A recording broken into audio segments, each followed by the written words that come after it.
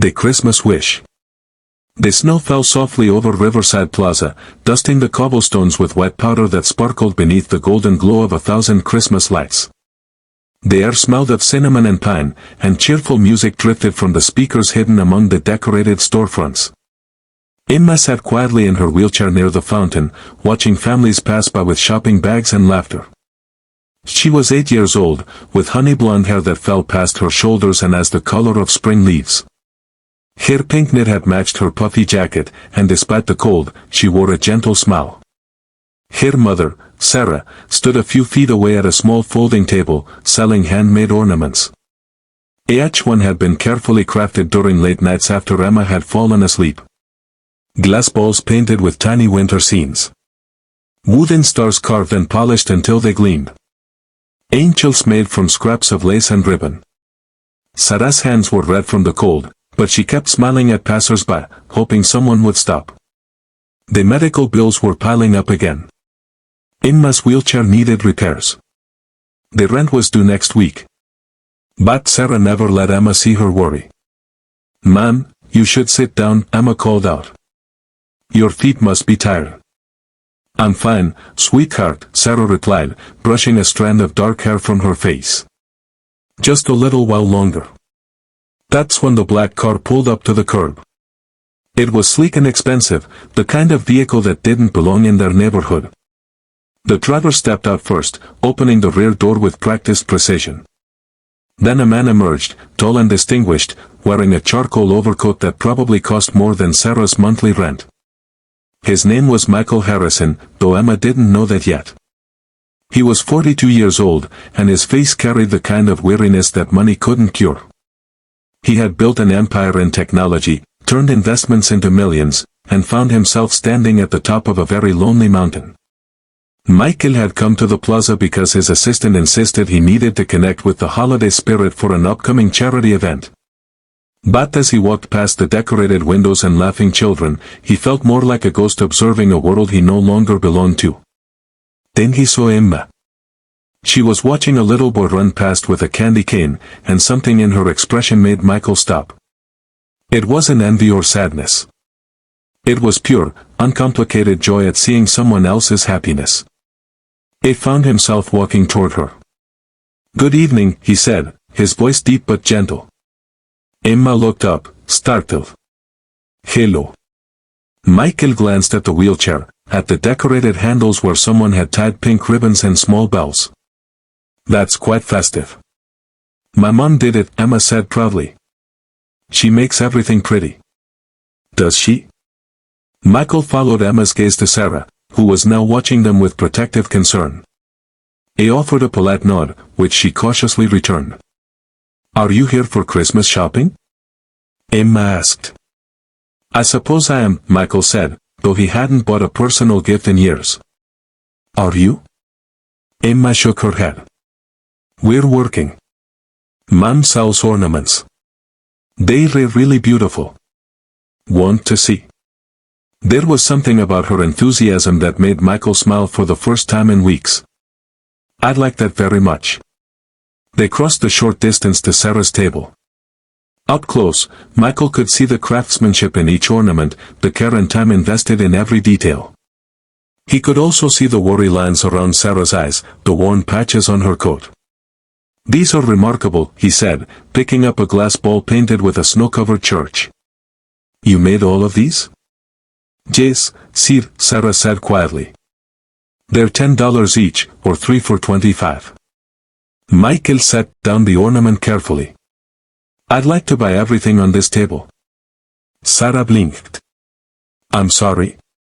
"Everything." "How many pieces do you have?" 43, but I'll give you $5,000 for all of them." The plaza seemed to go quiet. Sarah's mouth opened, but no words came out. Emma gripped the arms of her wheelchair, her eyes wide. "Sir, that's far too much," Sarah finally managed. "It's exactly right," Michael said firmly. He pulled out his phone and turned to his driver. "James, please help this woman pack everything carefully.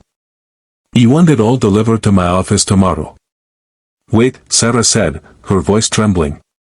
Why would you do this? Michael looked at Emma, then back at Sarah. For a moment, his composed expression cracked, and something raw showed through. Because I have everything and nothing. And you've built something beautiful with so little. That deserves to be recognized. It paused, then added quietly, I lost my daughter 5 years ago car accident. She was 7. The words hung in the cold air. Sarah's hand went to her mouth. I'm so sorry, she whispered. Michael nodded, accepting her sympathy but not dwelling on it. Since then, I've been trying to figure out what to do with all this wealth and no one to share it with. eBay donated to hospitals, funded scholarships, built libraries. But it always felt distant. He crouched down so he was eye level with Emma. I have a proposition. I'd like to help you. Pay for your medical care, your mother's expenses, your education. Give you opportunities you might not otherwise have. Emma's heart raced. She'd heard stories like this.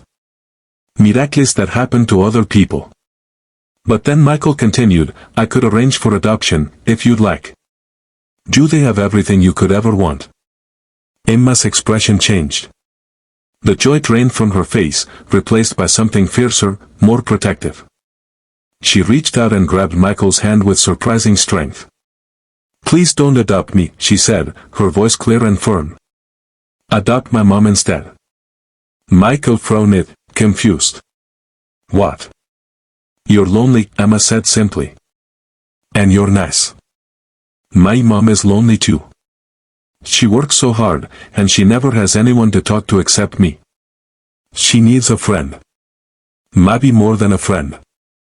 Emma. Sarah gasped, her cheeks flushing red. But Emma continued, looking between them with a wisdom beyond her years.